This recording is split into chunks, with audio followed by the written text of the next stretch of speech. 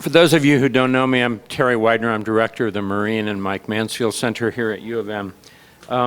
The center has a dual mission of trying to foster understanding between the peoples of the United States and Asia, especially East Asia, Vietnam, and the Mekong Delta, and also trying to focus on key ethical issues and foreign affairs. And as part of that, we do a lot of things. We try to bolster curriculum here, bring in visiting faculty and leaders from around the world for dialogue, work in the public schools, do a lot of public programming. And over the years, this Mansfield Conference has become sort of the keystone of that public programming. This is the 27th since the center was established in 1983. And typically, we approach very diverse topics, but all of them have to be issues that are of fundamental importance both to Asia and the United States, but also, at least while I've been here, to focus on a key ethical issue. And I think that this conference certainly fits beautifully in that regard. There's, I think, few issues that are as compelling and important globally as the emancipation of women. I mean, we've been talking about this for decades, and the fact that it still hasn't been realized indicates the need to keep a focus on it and keep pushing and keep pushing.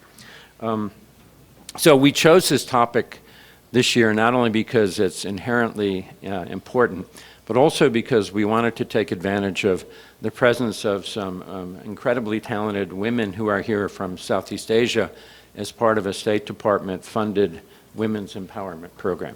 Some are on the panel, some are not. Would those of you who are here for that program stand up? Thank you.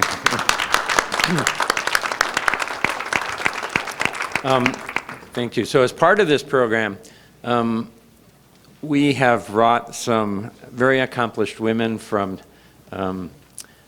4 countries in Southeast Asia, and there are 10 here now, and there'll be 10 more in the fall.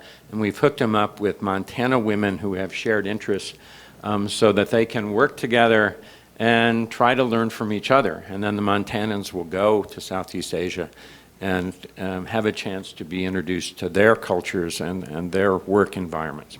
So we're really pleased to have you here, and you're an important part of what we're doing this year.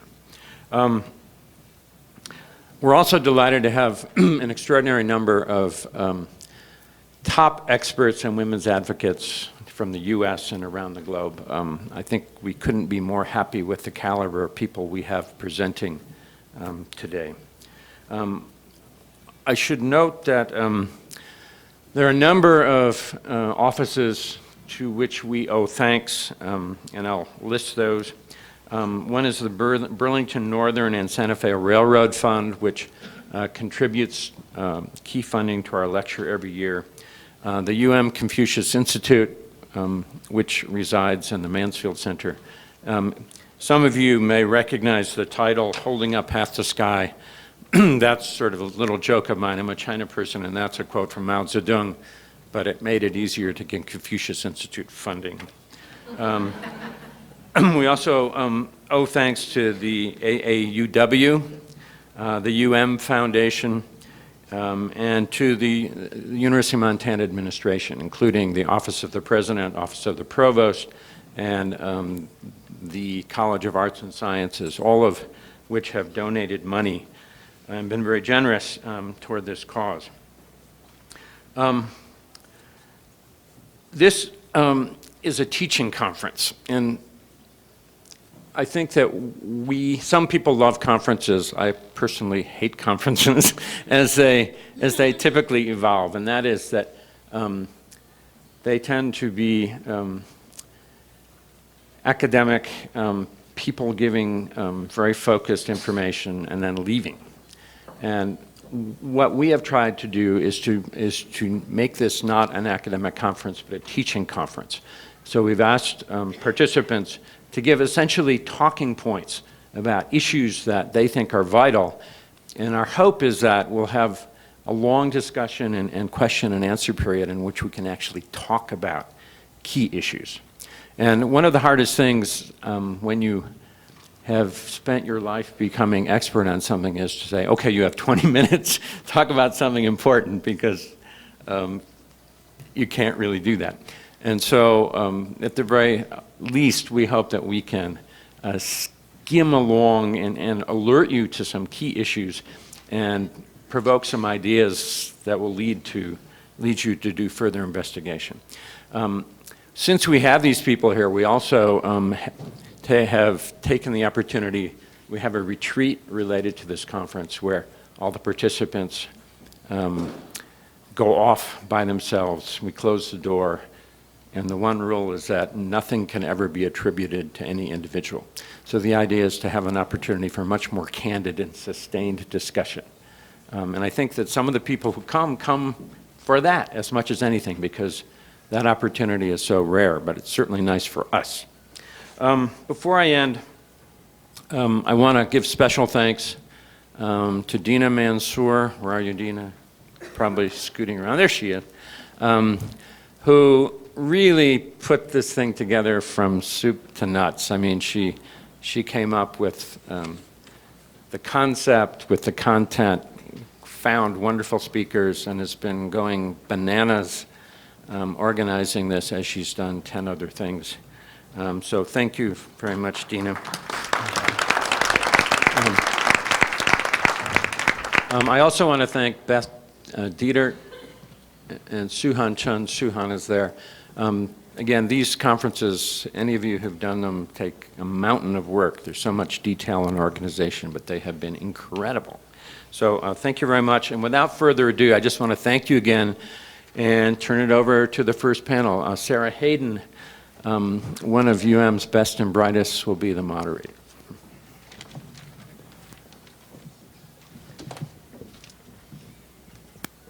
Good morning.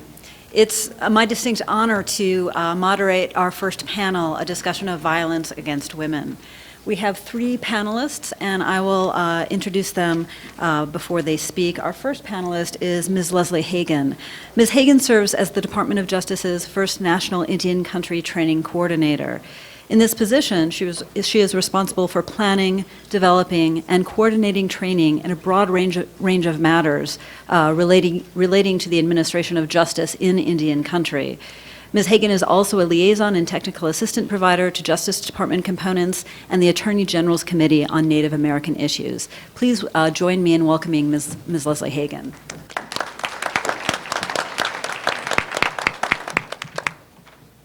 Good morning. Well, it's wonderful to be here, and thank you for the invitation to share in today and the retreat that follows. I appreciate that. It's been my privilege and honor to work with Indian people since 1992. I focus within the Department of Justice on violent crime issues as they concern Indian country, our Native American and Alaska Native population in the United States, and some facts that some of you may not be aware of. There are currently 566 federally recognized tribes in the country today, and there are many more that are waiting for recognition. And that creates some interesting issues in terms of jurisdiction when we have crimes that occur. Of those 566 federally recognized tribes, a little over 350 are what we call Public Law 280. And in Public Law 280 jurisdictions, the state has primary investigation and prosecution responsibilities. In a little over 200, I don't know if I should take that as a sign or what. In a little over 200 jurisdictions, those are called non-Public Law 280, and the federal government has primary felony investigation and prosecution responsibility. So where that gets interesting is tribes are sovereigns. They are their own independent governments. So as a federal prosecutor, when I work a case that occurs in Indian country, I have to be respectful of that tribe's code, their elected leadership, their court structure, their law enforcement department if they have one, and we have to find a way to work together to serve justice for that victim and for that community, both for the tribal community and for the United States, who I represent as a federal prosecutor. So with the current administration that we have, there has been a real renewed focus on Indian country. And we have the Attorney General, Eric Holder, and then right below the Attorney General, we have the Deputy Attorney General. So that's the number 2 in the Department of Justice. And that person really acts as the leader that provides direction to the U.S. Attorney's offices around the country. We have 46 U.S. Attorney's offices that have Indian country responsibility. And in January 2010, the Deputy Attorney General, the DAG for short, sent a memo out to those 46 districts and reinforced that public safety in Indian country is a Department of Justice priority, and really directed the U.S. Attorney's offices and the Assistant United States Attorneys that work in those offices to focus on public safety in tribal communities. So what does that mean? We have been told to engage in consultation with tribal leaders and with law enforcement and talk through what are the public safety issues. And I think in terms of talking points for today, one of the things that strikes me the most about working with a separate sovereign and trying to work collaboratively on a shared problem, because it is a shared problem, is trust issues. A lot of things, as you know, in life come down to communication and relationships. And unfortunately, in Indian country, we have horrific rates of domestic violence and sexual assault that occur. And we ask those victims a lot when they come forward and report. I think about one case that I prosecuted. There was a school that called because a little girl had another student in her class attempt some inappropriate contact with her. And so the child welfare and law enforcement went and interviewed her. And the last question they asked in the interview about what happened with her fellow student was, has anyone else done anything like this to you? And she said, my Uncle Joey has. So we launched an investigation with her uncle, and it found out that 3 years earlier he had sexually assaulted her. And as part of that investigation, we interviewed other family members. And this little girl was 11 at the time that we did the investigation. She was 8 at the time of the assault. And when her mom was interviewed, you know, if you do this long enough, you just get that sense that something's not right. And so Mom was asked about the perpetrator. She broke down crying and said that he had raped her as well. Now, what was particularly difficult is her assailant, her rapist, was also her brother-in-law. And she was a woman who lived in a very small reservation, just a few hundred people. His family was more powerful. She had few support systems in the community. Everyone seemed to turn against her. And what we were asking her in her most vulnerable, raw, emotional time was to trust us, total strangers. And I think that's a difficult question to ask victims, because when you think about what has occurred to them, in this case, her brother-in-law, somebody that she knows, loves, and trusted, had violated that trust, and that can result in self-doubt that she has about who she lets be close to her. So asking her to talk with sort of anonymous feds and to go up to the federal courthouse that was 3 hours away and sit and testify in front of a group of strangers about this horrible thing that had happened to her, that took a lot. And the family did turn on her. In fact, we were fortunate enough, we got the defendant convicted of both the sexual assault against her daughter and her, And when everyone went back to the hotel to pack up their things to drive back to the reservation, his family tried to assault her in the lobby of the hotel. So just think about what life was going to be like for her when she got back to the reservation. Now, law enforcement, victim advocates, they all put as many safety plan and support things in place as they could, but it really, to me, said a lot about trust. And all that was done, and this was an incredibly emotional experience for her. In fact, she even threw up on the witness stand. It just was so, such a physiological reaction to testifying about the rape, she vomited. She called me afterwards and thanked me after all of that. And so I think as we go forward and we think about our work, the federal government and tribal governments working together on these public safety issues, we need to work on those communication issues and we need to work on those trust issues. And the Deputy Attorney General in that January 10th memo instructed all U.S. attorneys with Indian country responsibility to consult with tribes and to come up with an operational plan, a plan that is developed in partnership with tribes, something to facilitate that communication and facilitate that trust. And one of the things that the DAG instructed was to put a focus on violence against women, that where there is credible evidence of a crime, that offense should be investigated. Where the principles of federal prosecution are met, where we can prove a case beyond a reasonable doubt, we should be charging that case and taking it to court. He also said that we are to act expeditiously, quickly, in cases of intimate partner violence because of the increased lethality risks that these victims have. And just think about the increased risk in Indian country, where there may not be a transportation, there may not be a telephone. Law enforcement may be an hour away. There are real jeopardy, real risks for these victims. So all of these things are to be taken into account as the U.S. Attorney's Office works hand in hand with the tribes to develop this operational plan.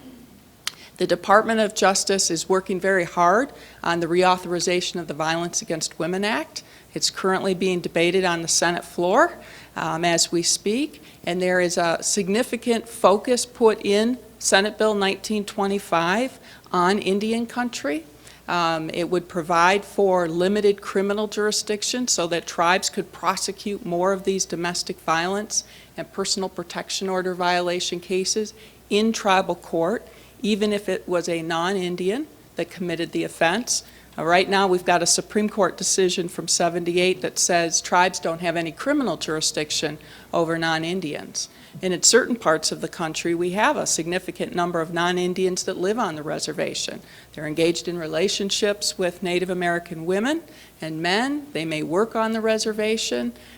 So we want to make sure that tribes can have as robust a system in place as possible to provide for public safety in their own community.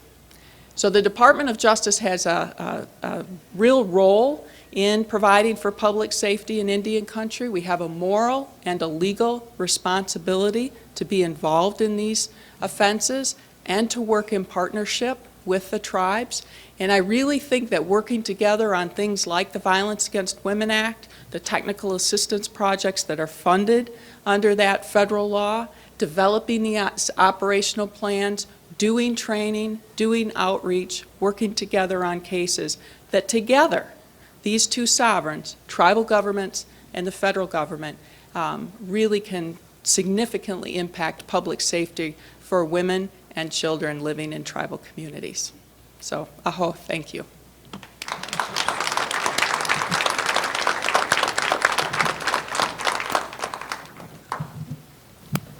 Thank you, Leslie. Our second speaker is one of UM's own.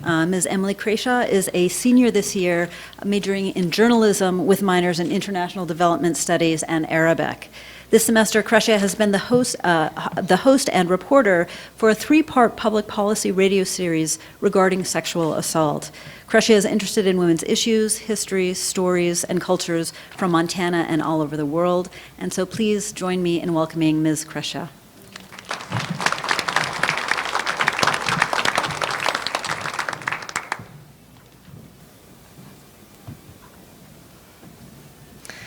So I'm here to share with you all the research I've been a part of in the School of Journalism's advanced audio class. Unfortunately, over the course of the semester, the issue of sexual assault has been in the headlines. If you live in Missoula or in Montana, I'm sure you've read about it in the news. The recent increase of reports of sexual assault started in December. There were allegations of a gang rape that were also supposedly involved the date rape drug Rohypnol, as well as Grizzly football players. This incident sparked an investigation by the administration. It was initiated by the university administration, and the investigation was done by former state Supreme Court Justice Diane Bars. Now, at first, she was looking at 2 instances of sexual assault, and then 5. And then by the time her report was released at the end of January, she had outlined 9 reports over a course of 15 months. Oh, that didn't work. Thank you. We'll just go like this. Okay, so let me tell you a little bit about the Footbridge Forum and the class, the journalism class that I'm in. We do a lot of research and reporting on the issue of sexual assault, like I said, over the course of the semester. And we put together a series of reports that are pre-produced that spark discussion on our show. We've looked at different issues of sexual assault, such as the psychology of rape, victim blaming, sexual assault being treated differently from other crimes, different difficulties in law enforcement and legal restrictions in communication and transparency, and different agencies' responses. And we brought on our show panelists that are citizens. We are looking for public response to this issue. Our goal at the end of the semester is to create a list of suggestions, possibly public policy changes that our panelists come up with and we as a class come up with that we think need to be addressed. So our panel also consists, we've had, we've had students on our panel, we've had a parent, we've had members of the community, just kind of talking about this issue of sexual assault. Oh, now it works. Okay, great. So the initial reactions on our first show from our panelists, I was personally very surprised by people's responses. Our panelists talked a lot about this idea of regret sex and sexual embarrassment, which I had never heard either of those terms before. And it's this idea that women in college like to go out and drink wearing short skirts, and they're at these parties and they're asking for it. What else do they expect? They hook up with somebody and then the next morning they regret it. And that's why they call it sexual assault. And I was surprised that this was the reaction that I was hearing. And so we talked a lot about these different words that are used to describe rape, and this idea of stranger rape and acquaintance rape and date rape. And I think there's a misconception out there that rape is done always by a stranger somewhere that's jumping out from the bushes in a dark alley, and in reality, that's very rare. Most cases of sexual assault are by somebody the victim knows. So we talked to one of our reporters in the class, talked to UM Professor of Women and Gender Studies, Beth Hubble, about this issue.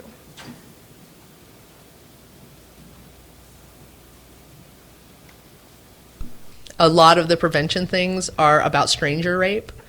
And I hate either term, stranger rape or acquaintance rape, because acquaintance rape makes it seem like it's not as serious, when I've heard a lot of people argue it's even more serious, because then there's a betrayal of trust that isn't there with a stranger rape. They're both horrific crimes, but often when you hear terms like date rape, it somehow implies it's not as serious as like real rape. It's rape. It's rape. It's rape. Stop putting adjectives on it. A lot of the prevention things are about stranger rape. And I hate either term, stranger rape or acquaintance rape. Sorry about that. So she made a very good point there, and we played that for our panelists in our second show. But back to the first show, when I asked why sexual assault might be treated differently than other crimes, the first thing that one of our panelists said was, that poor guy, he made a mistake, and now he has to register as a sex offender his whole life. His reputation is ruined in the community. And again, I was shocked.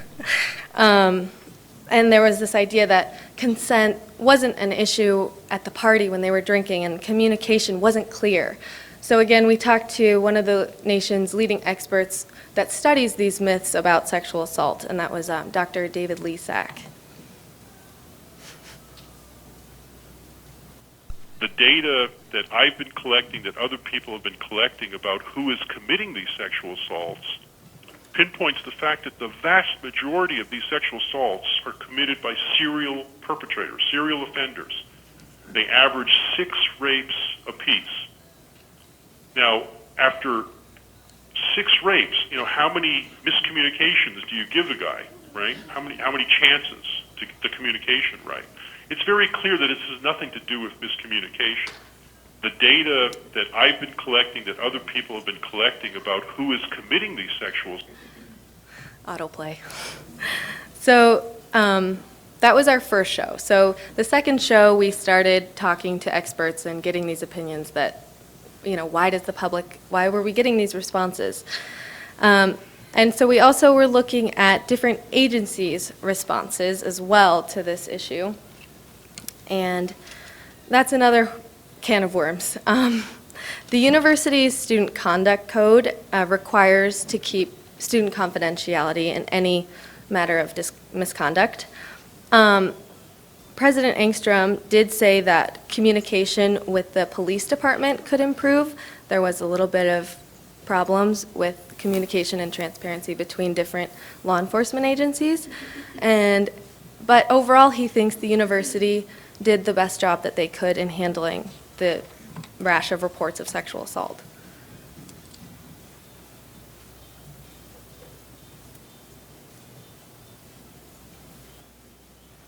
I'm not sure that I would say there is much that we would do differently in the way that we handle the actual reports and so on. We are under the restriction of several different legal frameworks, and that, I understand, is difficult for many people, the public, to understand. And so, they want answers. They want to know who did this and what happened. And because of very powerful laws about student confidentiality and so on, I can't really point to any particular steps where we would say, oh, that was the wrong way to handle that. We should have done this instead. And although the president says, he doesn't think he should have done anything differently, there has been public controversy about the way things have been handled. In particular, there was last month sudden firings in the athletic department where our athletic director and our head football coach were fired, and the university, the president did not say why at all. They would not release any information, again, saying there were legal restrictions. They also came together with the city to create this campaign, 911 campaign, because of the restrictions in the student conduct code and student privacy.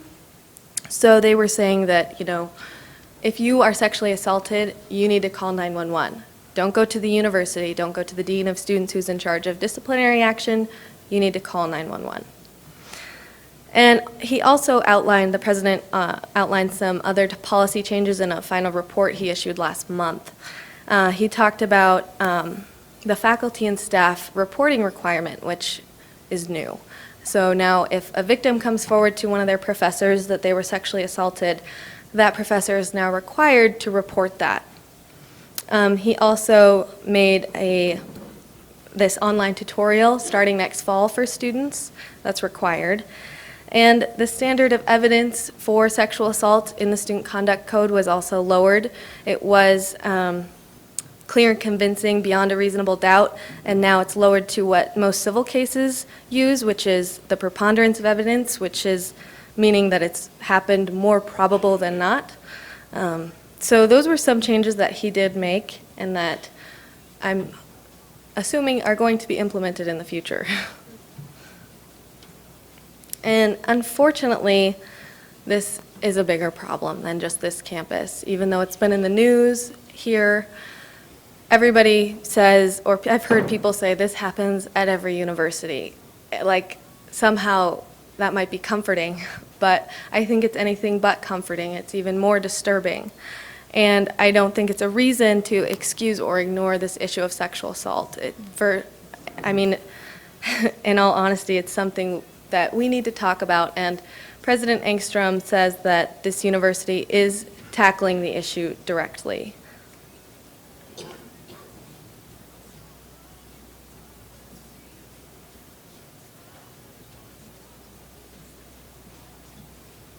This issue of sexual assault is something that every single member of this campus needs to become engaged in. And we need to help keep each other safe.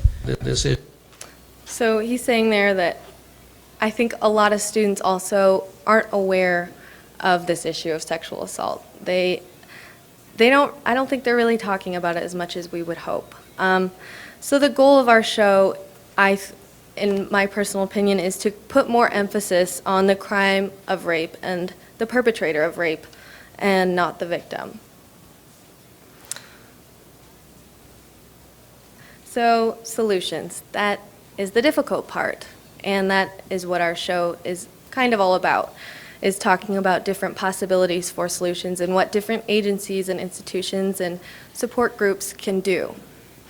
And actually, our last radio show is airing tonight at 8 o'clock, so if any of you are near a radio or an internet connection, you can tune in. But we'll be talking about all these points. We're going to be talking about different agencies as far as the university, law enforcement, communication, transparency, support agencies, what different things we need to do. But in my opinion, the biggest thing we need to do is, as individuals and as a society, we need to change our attitudes about sexual assault. And in the end, obviously, the ultimate goal is eliminating sexual assault, but at the very least, we need to eliminate the culture of victim blaming. That's all I have.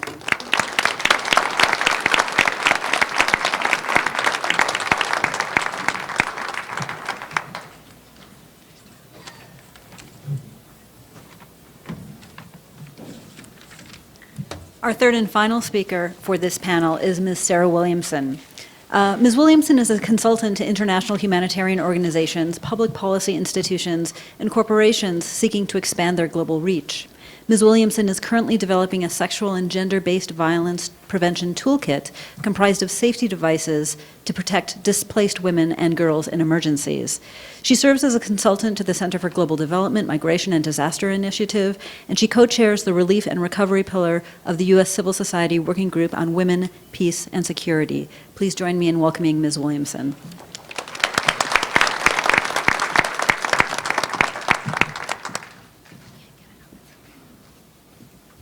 Thank you so much, Sarah, and I am delighted to be here. It's my pleasure to take part in this very important conference. It's my first time in Montana, and it's gorgeous. Thank you, Dina, for inviting me and for other faculty. Also, just want to thank Leslie and Emily for their wonderful presentations, which were very thought-provoking and gave us all ways to think about how we could become involved in preventing violence against women in our own neighborhoods.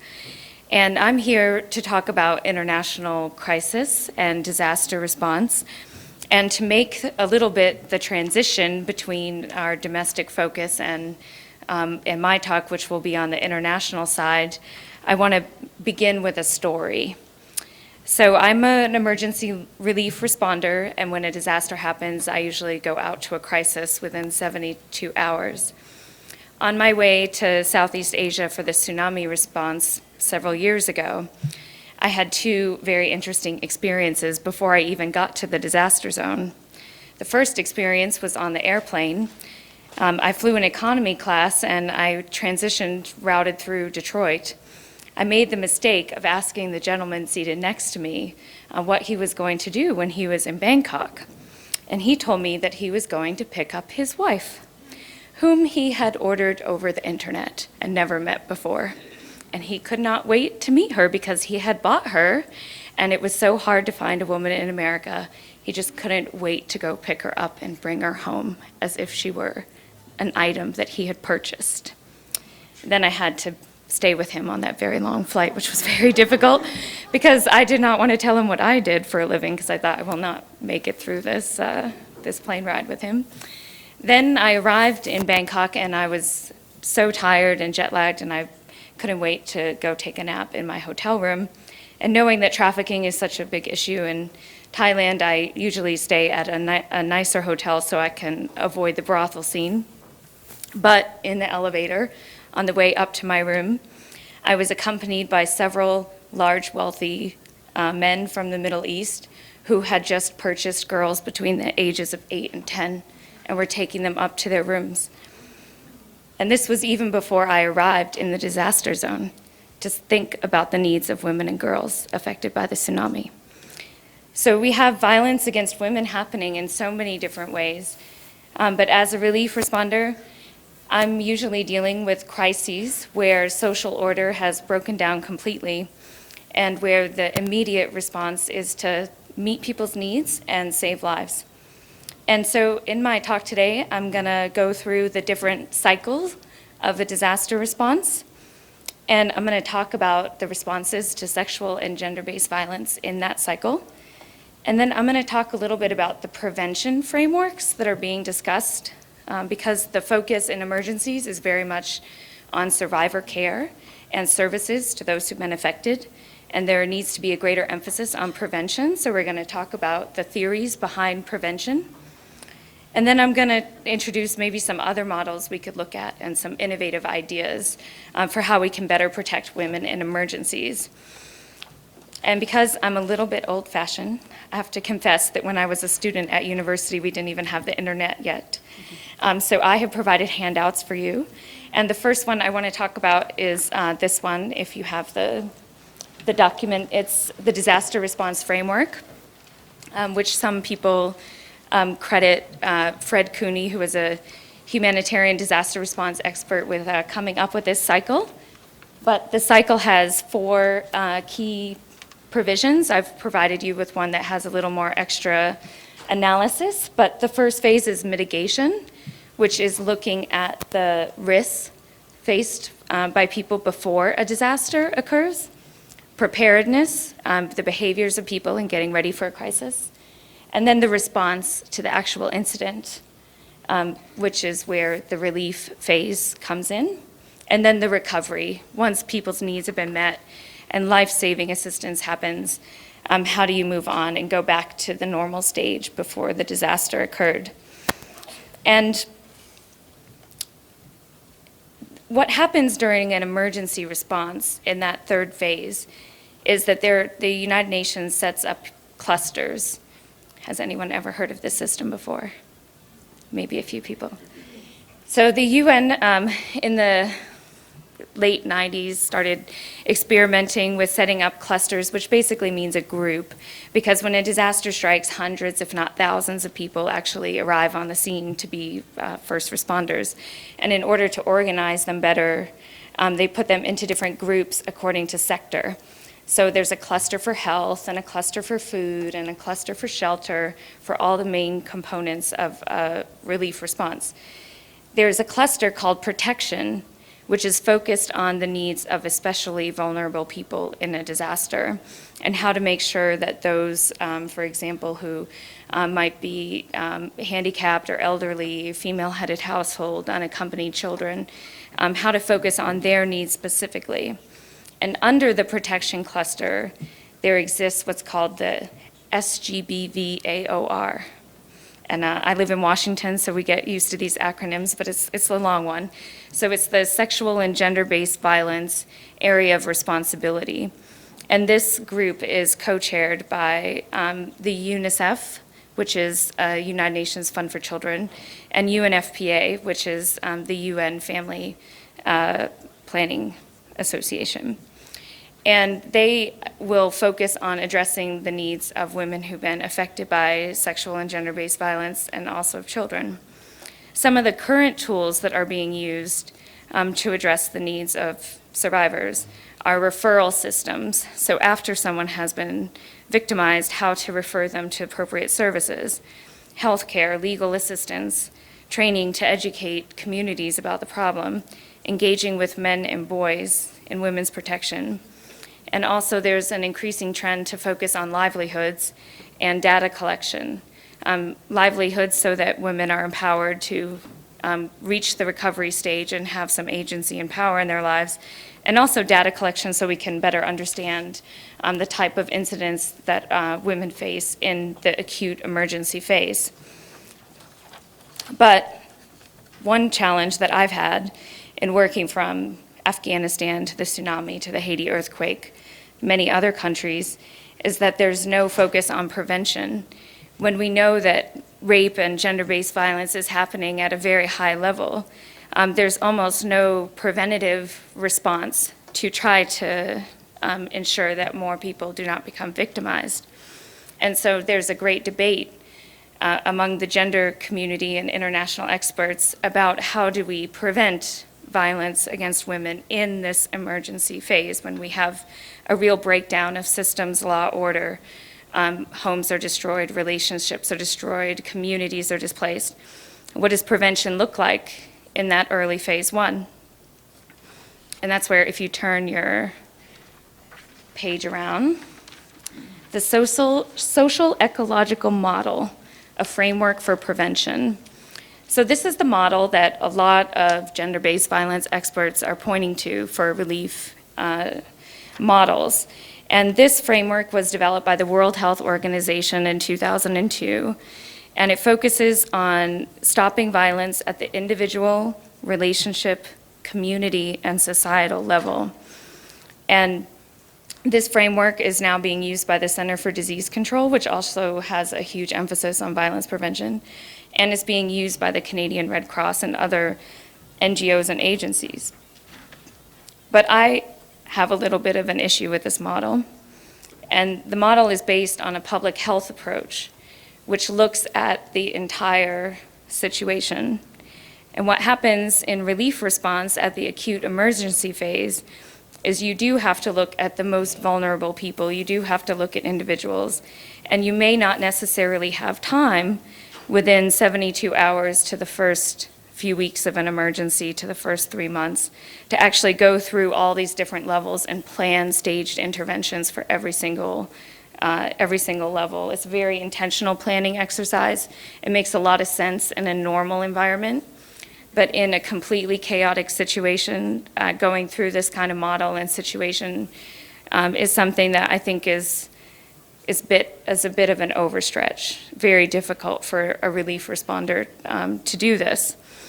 So I've been thinking a lot about how do we look at other models of prevention in crisis response and disaster. And one model that I believe is not looked at enough is a criminal model of crime prevention, which Leslie focused on in her work as a prosecutor. And I think that we forget sometimes in women's advocates and relief responders that perpetrators are criminals and that they're social deviants. It's not a norm. I don't believe that countries have a culture of rape, such as people say about the Democratic Republic of Congo. I don't even believe that a culture of violence against women is accepted, even in places like Afghanistan and Pakistan. I think it's a deviation from the norm of what does occur in most families and relationships. And so let's name the people, as Emily was saying, as what they are. They're criminals, and they should be prosecuted, and we should be focusing on honing in on the perpetrators. Now, the other thing about the criminal model that I really like, and police officers around the world will tell you this, is that criminals select their victims. There's an intentional process of determining who might be a more vulnerable or weaker individual and trying to determine how easy will it be for me to actually violate this person. And I think we have to look at that, again, not victim blame, but victim selection. What is in the mind of the criminal? What is in the mind of the perpetrator? And how can we prepare women and girls to present themselves and their situation in such a way that they might be deselected from this intentional process. Something very important to consider. Which leads me to my current work and my personal preference of what kind of model we use for prevention of violence of women and girls in emergency settings, which is self-protection, and taking women and girls through this very first model that I showed you on managing the risks that they face, mitigating those vulnerabilities that they have, preparing themselves to face violence in a situation of chaos, and helping them respond to their needs and helping women and girls respond to each other so that together in community they can recover from the situation. And I think we don't have to create a new model for sexual and gender-based violence. We can use the disaster model as it exists, but we should focus on the ability of women and girls to use their innate capacity to protect themselves and to prepare themselves, and also to protect each other in a situation where they may face violence. And you may say, well, gosh, that's a really, heavy burden to put on women and girls who've already, lost everything and they're hungry. But there's a lot of evidence out there to show that women already use very intentional measures and tactics to prevent themselves from becoming a victim, which leads to my second handout, which the first page says, existing self-protection measures used by women and girls.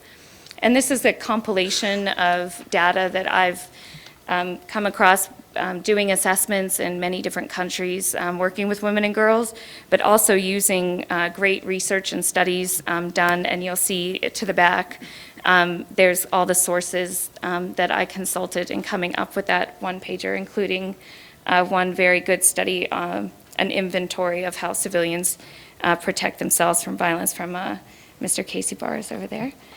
And I think that we make a mistake as emergency responders or as international people responding to a local disaster situation, believing that we have the ability to protect people and ignoring the ability of those affected to protect themselves.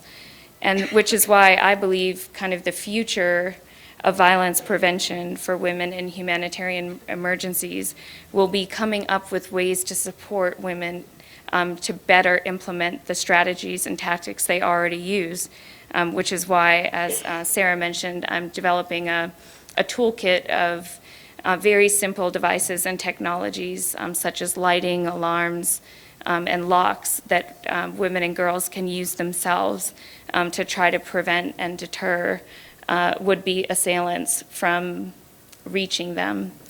So I'm eager to engage with you in a Q&A about other specific contexts. I don't have time to tell lots of stories from many places that I've worked, but I look forward to your questions.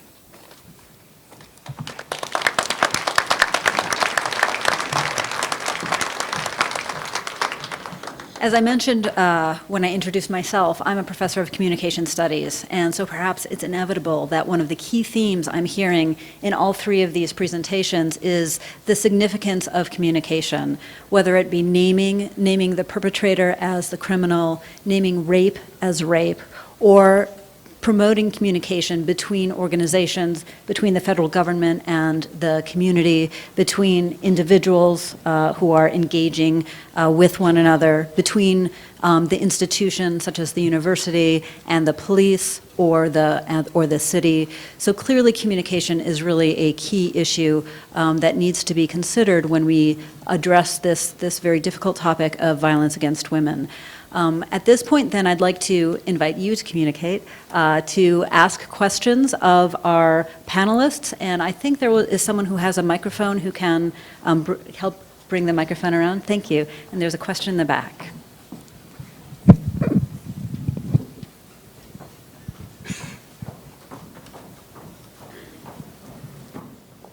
Good morning, Representative Diane Sands. I'm so glad that Leslie is here because I want to talk a little bit about Native American culture and sexual assault.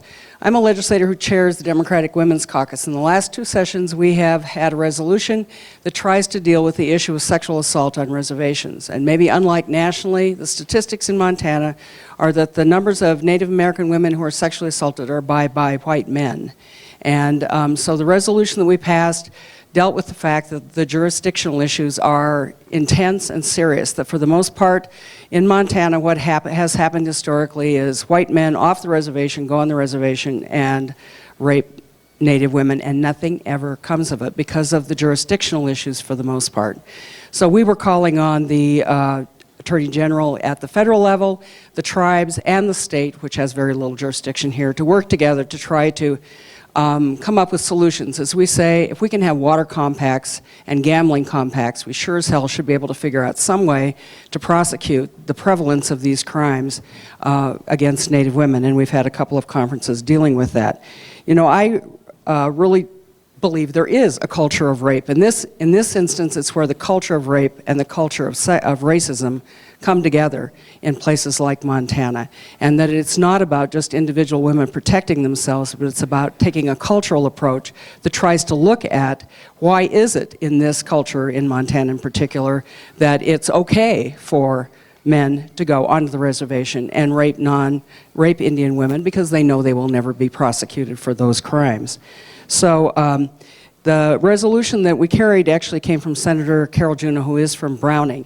And to tell you a quick case of how serious this is, I want to mention that when that resolution came to the floor of the House, and it was actually simply a resolution, this is not a statute because the state does not have jurisdiction here.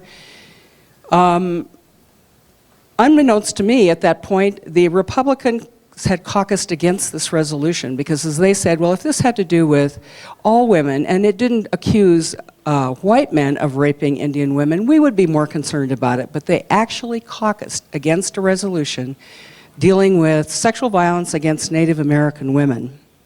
And that was 2 years ago. So all I'm going to tell you is that the intertwining of racism and sexism and violence together in this state is not an abstract issue, it is a day-to-day issue, and I think it's only with the leadership of women and men as a group trying to address this both at the jurisdictional level and at the social, cultural level that we're going to be able to address this. And there are other topics in there, but that's the one I wanted to bring up.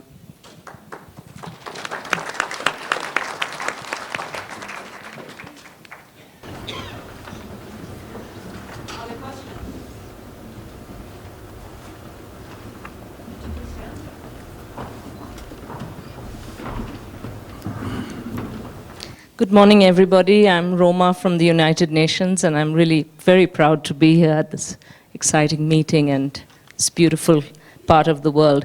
Very quickly, maybe I'll just move so I don't have my back to anybody. Just a few quick comments on this very riveting session. I just wanted to share with you that the way we look at some of these issues of violence against women and is in a broader context of international development. And what that means is exactly what Representative Diane Sands was talking about, that it is not about just individuals. It's about different cultures, how they think about each other, and the different power relations between different cultures. So we place all these issues in our interventions in a larger context of women's economic, political, and social empowerment. It's only when you have money in your pocket, voice in the community, that you can negotiate relationships of power and relationships where you're physically attacked. Because I do think violence against women is the tip of the iceberg of a deeper problem.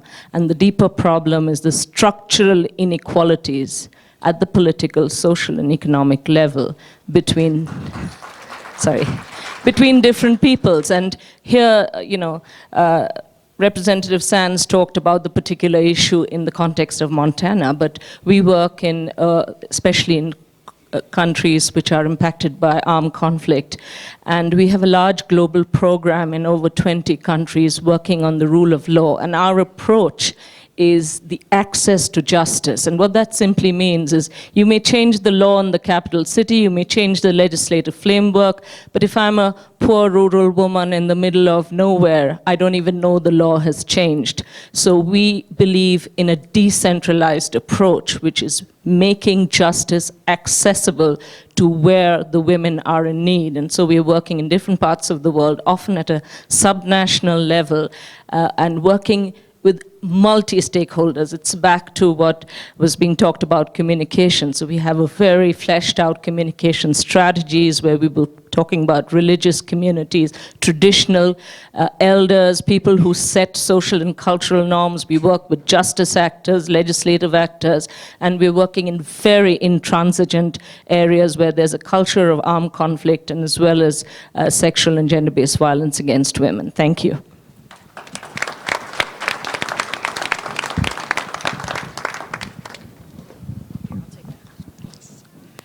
Thank you to all of the presenters. Very interesting talk this morning. I'm Teresa Sobieschek. I teach in the Sociology Department and the Women's and Gender Studies program here on campus. And my question is actually to Sarah Williamson, but maybe other people on the panel would like to respond as well. It's kind of interesting. I appreciated your careful analysis of the different models of conflict-ridden situations and how we can prevent gender-based violence or sexual violence.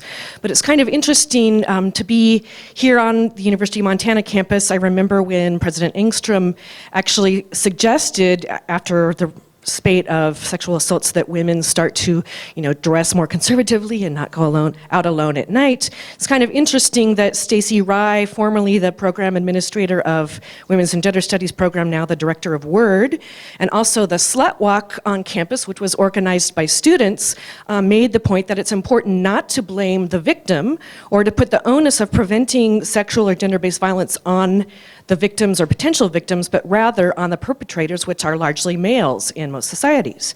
So I'm wondering, is ultimately this approach of not blaming the victim but putting the onus of prevention on the perpetrators the goal in what you would call the normal or non-disaster situation? And also, does the different approach in a conflict situation make achieving this idea of blaming the perpetrator, largely men, more difficult to achieve just because we're kind of flipping back and forth between different situations?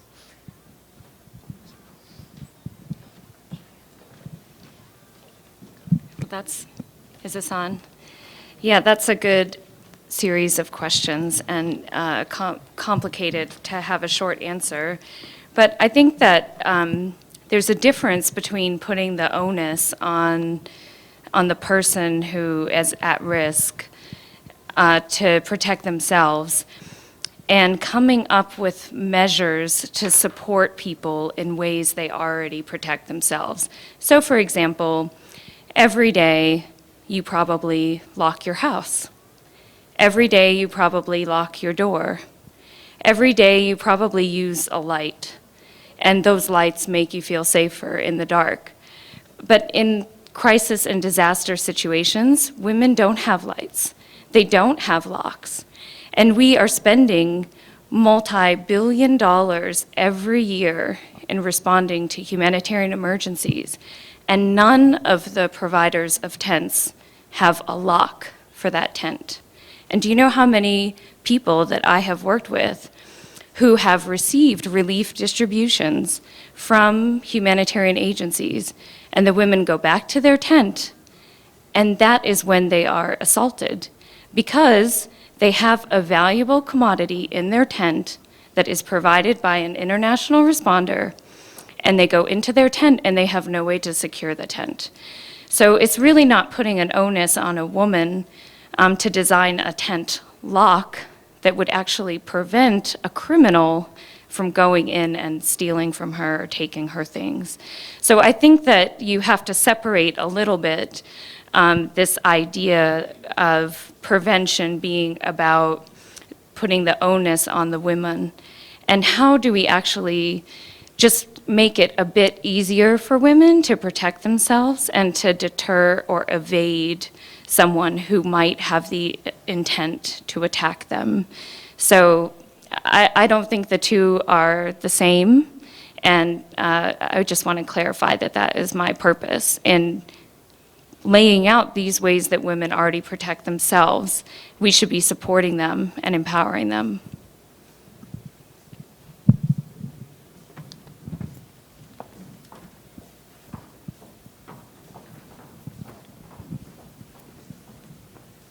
Thanks. I'm Rick Hill. I'm going to moderate a panel later on. But in the sort of, it seems to me that in this last question, one of the issues, the sort of leitmotifs in a lot of the discussion has to do with changing an equation or changing an attitude of, social norms. And as one of the few members of my gender here today, I'm acutely aware that it is, it's a set of social norms largely that were created by men. And so I'm aware, and I'm just curious in terms of practice here at the University of Montana or in other places, mechanisms to try and get men to think about that responsibility. I'm aware of one group in Washington, D.C. called Men Against Rape. It has a lot that works on, primarily with young men in high school, dealing with the sort of complex nexus of growing up and raging testosterone and the signals that they're getting from society about what they need to do to be men and how that feeds into their relationship and their power relationships with women. And so, any sorts of be interested in the panelists' comments on that issue and things that they know about that seem to have been successful. Actually, there was the national organization Men Can Stop Rape. They came to this university at the beginning of March. The group Men Can Stop Rape, they were here at the beginning of March, and now we actually have our own university group of Men Can Stop Rape. There's a lot of, I think that is great that men do need to get involved and they do need to have a role in this issue because, like I said before, I think the emphasis needs to be put on the perpetrator and not the victim. I guess I'm not clear on your question if men, I'm not sure what you mean. Well, to the extent that the men can stop rape dynamic. So what is it that they do that's so important and can that be amplified? That's one group. It's the only group that I'm aware of, for instance. But the issue has to do with a society, and particularly a male society, that accepts more responsibility. There's something that happens there, and that in our, like I said, a sort of leitmotif here is an assumption that that's accepted. The story that Leslie was telling was that was something the family, in some ways, accepted for a long time. It's a difficult dynamic. It's very visceral, been a visceral morning for me so far in terms of understanding how that is. So how do you change that? Well, I think groups like Men Can Stop Rape are important and essential in changing that dynamic because I think that often I was interviewing a guy about this issue, what can men do? And he said that women often, some women, tend to be very direct when they're talking to men about sexual assault, where the man feels defensive and puts up this, it's not me, I'm not a rapist. And so I think a lot of men feel, well, I'm not part of the problem, so I don't need to engage in this issue. When I think it's important for men to be involved in groups like Men Can Stop Rape and say, we do have a role in this issue. We need to, and honestly, I think it all goes back. The root of this problem, I think, is how people talk, how guys and girls talk to each other about relationships and about this hookup culture. And I think there's a lot to say about some groups of men who might use language that really objectifies women, and maybe it's not something that they even realize they're doing. But just the way that they talk about women, I think, is a big root of the problem. And so I think by these groups, Men Can Stop Rape, it's bringing more awareness to that idea that men do have a role and they do need to participate in that dialogue. I don't know if that answered your question.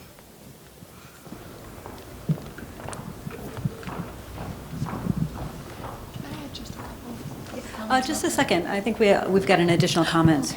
Just to follow up, I think it's a message and an effort that has to span a lifetime, really. And I know from my perspective, working with a lot of men in law enforcement, and a lot of judges are males, and probation officers are males. I mean, sometimes it's an individual conversation, one-on-one. And, when someone refers to a professional person as a girl, pulling that person aside and just, again, they may not have meant it, but they may not have been socialized to how offensive that can be. In terms of the casework that I've done, I mean, overwhelmingly the victims that I have dealt with that have been victims of intimate partner violence have been female. But there's also a percentage that are male.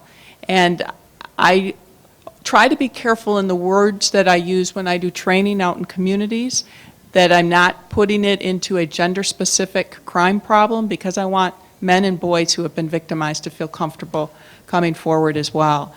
The Department of Justice has been involved in this effort on children exposed to violence.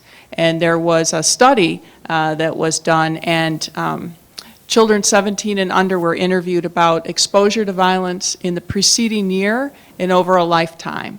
And kids that were under the age of 9, their parents or guardians were interviewed.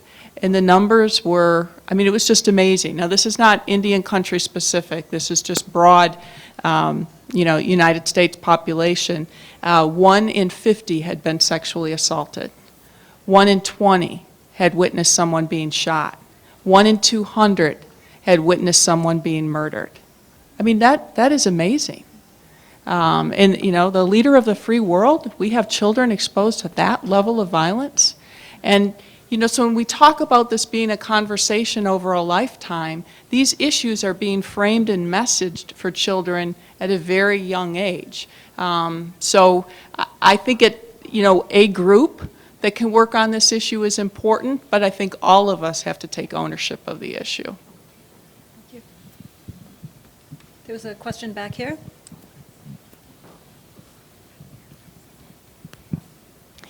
Thank you. I'm Sue Dickinson from Great Falls. I'm a termed out legislator. Hi, Diane. My question is specific to Ms. Hagan. On the Violence Against Women Act, I saw that the Alaskan tribes are opposed to it, saying something to the effect that it will make their ability to prosecute and deal with domestic violence against women more difficult rather than easier. My question is, are the women of those nations speaking? Are they part of that concern, or do they have any voice? And what do you think, how will that impact the attempts to get this act through Congress? That's a great question. I have expressed to my fellow panelists what a difficult week this has been to be on the road. I left home on Sunday, and as I said, the Violence Against Women Act is being debated on the Senate floor this week. Senate Bill 1925 that the Department of Justice and the administration supported in terms of giving limited criminal jurisdiction to tribes, we did not exclude Alaskan Native villages. Apparently there was some additional language added at some point, and reading sort of the press clips and statements I was getting yesterday, they haven't ascertained how that happened, but that was the language that excluded the Alaskan villages, and that's about 230 different villages. So in terms of the Department of Justice and the administration, we support those villages being allowed to prosecute cases. So however that language got added that would remove Alaskan villages from that criminal jurisdiction over domestic violence crimes and personal protection order violations, we're opposed to that.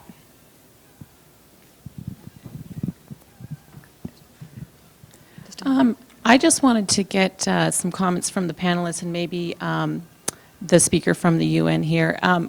Since we're talking about violence against women, I think the word prostitution is violence against women, and I think we use that label when we should be talking about sex slavery and human trafficking. And I'm just curious what your thoughts are on why we don't address prostitution, sex slavery, human sex trafficking by the demand side. Why don't we curb it through demand and making the purchase of women and human beings for sex something that is it should be a criminal offense, and especially in the United States when we look at women under 18 and men buying women that are younger and younger because they're afraid of receiving AIDS and whatnot. And we have all these mechanisms which don't really affect the demand side, and I just want to know what your thoughts are about that, curbing the demand side.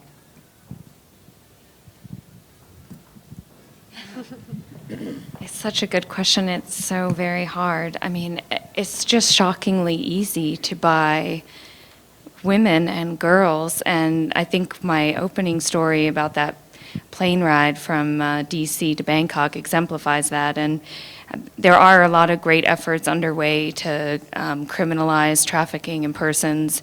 And even though the U.S. has taken steps in that regard, clearly they're not strict enough if you can just buy someone through the internet and go pick them up in any, port city of destination of your choice. And it has to get tougher on the country of origin side. And in the United States, there's a lot of trafficking, for example, in Washington, D.C. through runaways and young girls who've left their homes due to abuse or neglect end up on the streets as prostitutes and essentially sold. So the risk comes in many forms, and I don't think there are any easy answers, unfortunately.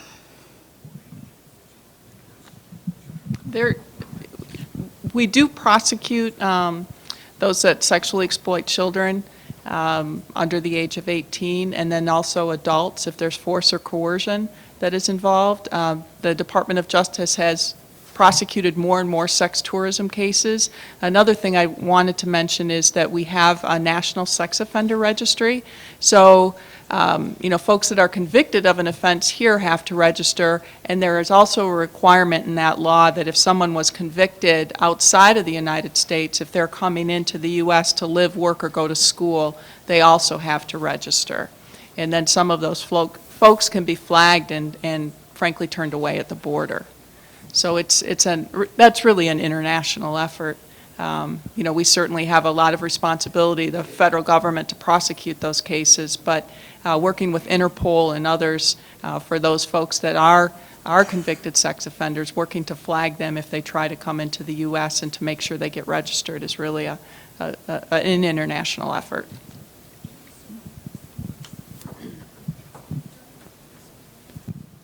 Hello, my name is Diana Cody, and I'm a U of M graduate and a parent of, I had 7 children, but she got murdered and raped. And I had a chance to shed some light on the subject, and one thing that I found was that race was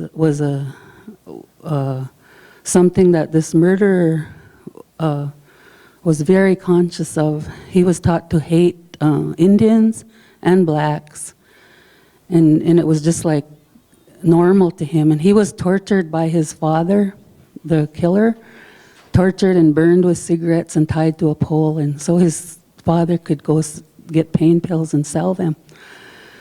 And to him, a woman was like nothing. His dad would beat his mom up in front of him, and he was totally so he was taught to hate women, blacks, and Native Americans, and they lived on a reservation.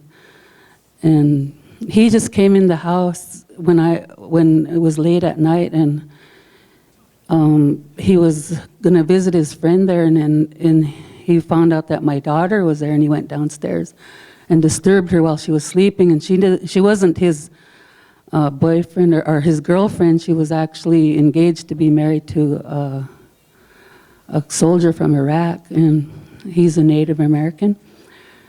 But he was friends with this fellow was tormented by living on a reservation, but his dad taught him to hate Indians, hate blacks.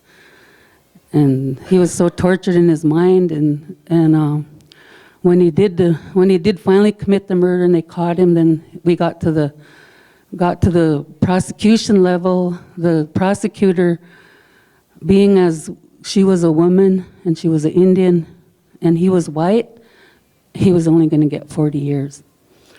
So I didn't like that idea, and I went and got a lawyer to make the prosecutor do his job, because he was so anti-Indian, and he lives right on the reservation. But this guy that did the murder was actually being rewarded for what he did. And the judge was on his side. The prosecutor was on his side. His attorney was the only one that was on my side and my daughter's side. So things like that should be considered too. I had a chance to look at his whole life, and it started out in school. Just because he was white, they let him go. They just sent him home, and they seen the bad situation at home, but they didn't do anything about it. Now, if he'd have been an Indian, they would have took him out of the home or did something, which was what should have happened to him. He was being tortured all his life. And I said in the courtroom, you should have been my baby, and then you wouldn't be sitting there. I would have raised you right. So that's what I told him, and I made him cry.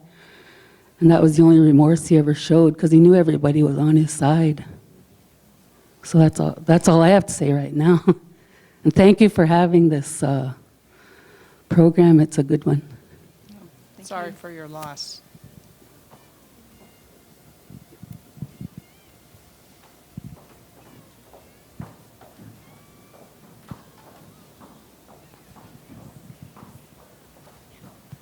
Thank you. I think I have to say something because the speaker talking about Bangkok, and I come from Bangkok. I'm Suthada. I'm Suthada from Thailand. I represent the women networks in Thailand, and to share some information. In Thailand, in women organization, we are seeing the violence against women as a crime, and we are trying to move this issue up to the level of what we call is structural violence, not only individual violence. So we are, in last 5 years, we enact 2 laws. One law is about domestic violence against women, in terms of protection. And another law, we called it anti-human trafficking, aimly to protect women and children to be trafficked. But that 2 laws is, we call it as a soft law, because it's no teeth. It means enforcement is very weak, and we are in the period of amending these 2 laws to be more effective, more enforceable, and also women can be protected, or human trafficking can be eliminated, or can be putting in the serious level. And one thing that we do promote in Thailand, and maybe in the future, that guy can got caught at the airport when he arrived our airport, if you share that information to any policeman. Because to pick up a girl as a male bride, or you cannot do it anymore in the future. But if the anti-trafficking law is the new draft, we are drafting very tough, and we try to prevent to have the sort of the sex trade in any forms, that we want to protect our women from Thailand. And also we are not seeing them as victims. We are empowering them. So they are, women stand up and say no for the violence in any form to them. Sexual abuse, sexual assault, or even the being sold from our country to another country as a bride or as a lover or whatever in any form. So just sharing the information. Thank you.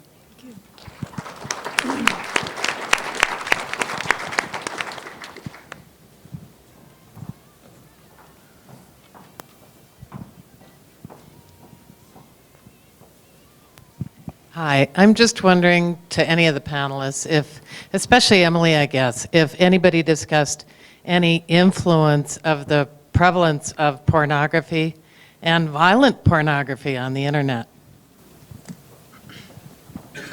Unfortunately, that issue didn't come up.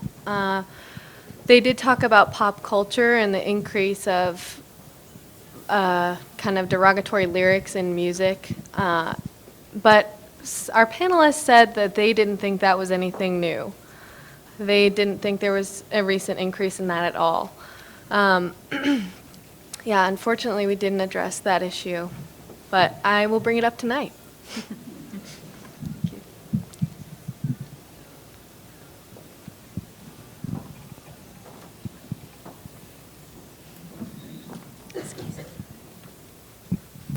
I just have a question about the trafficking and the gentleman that's, or beast, that's going over to pick up his bride. What is there any filtering or any requirement of an interview for an individual like this poor lady that he went to meet from the justice side or the immigration side? Is there a way for them to have a personal interview without that person present to make sure that they are not a victim of trafficking? Is there any way for them to be intercepted in this process so when they enter the country they have a chance to tell their story?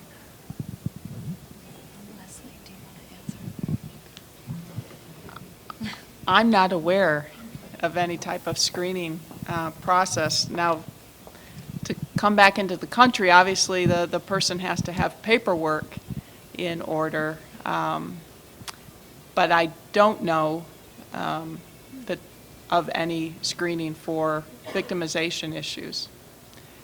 It may exist, that's certainly not my specialty, but I used to work in the sex offender registration office at DOJ, and I don't remember our having discussions about that. I don't know if you remember anything different? Yeah, no, what I do know that when the anti-trafficking law first passed in the United States, that there was an effort to do public relations and media campaigns in airports and on airlines. And when I was on that flight, I was like, gosh, where's that? This is a crime brochure in the pocket of the plane, you know? But there's nothing like that. And I think that stricter enforcement on the coming into the United States side, on the Customs and Border Protection, would also really help, because I've also been involved in two other issues that are related to this. One, which is unaccompanied children crossing the U.S.-Mexico border.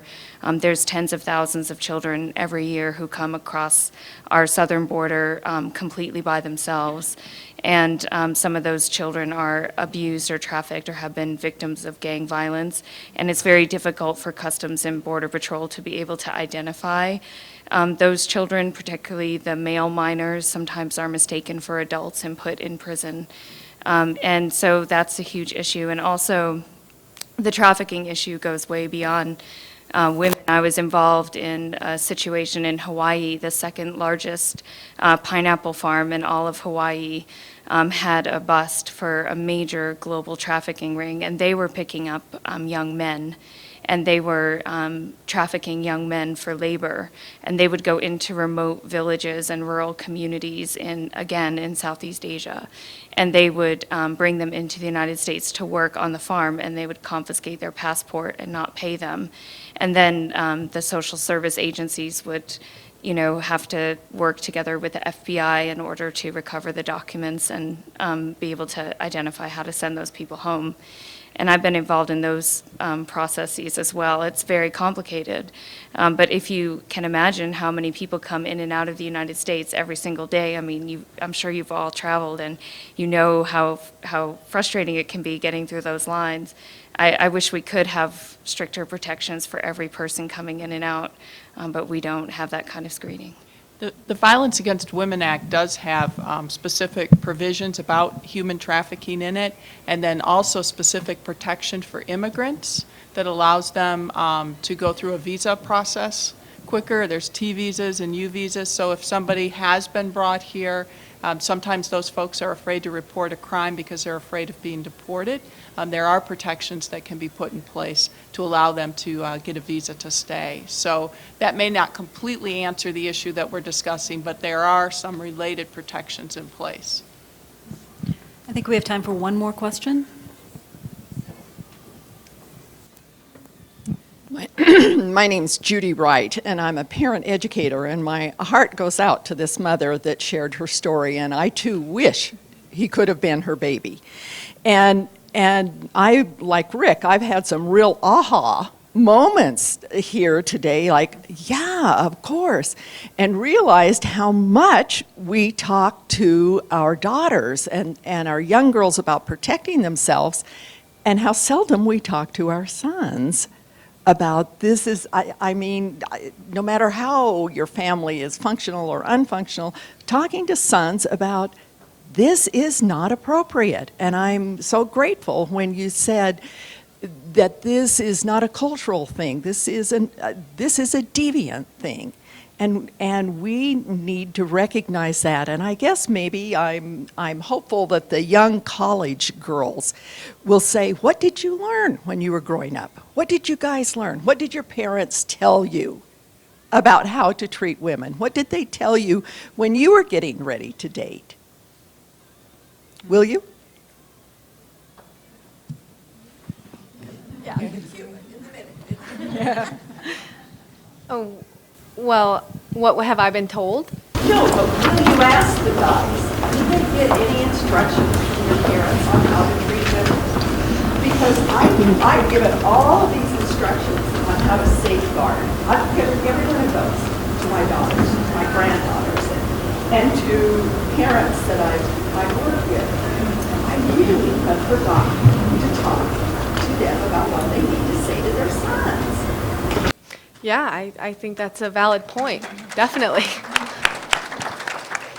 And that goes back to what Rick Hill was talking about men being engaged in this issue, but also education starts from the beginning. And when you're raising children, to talk to both your sons and your daughters about this issue, I think that that's definitely a valid, very valid point. And like you said, we talk to our daughters about it, you know, but what do people tell their sons? And that needs to be an issue. And I think that one of our parents on the panel said that she has a son and a daughter in college, and she was saying that when she was defending the perpetrator, she was saying, you know, what if that was my son?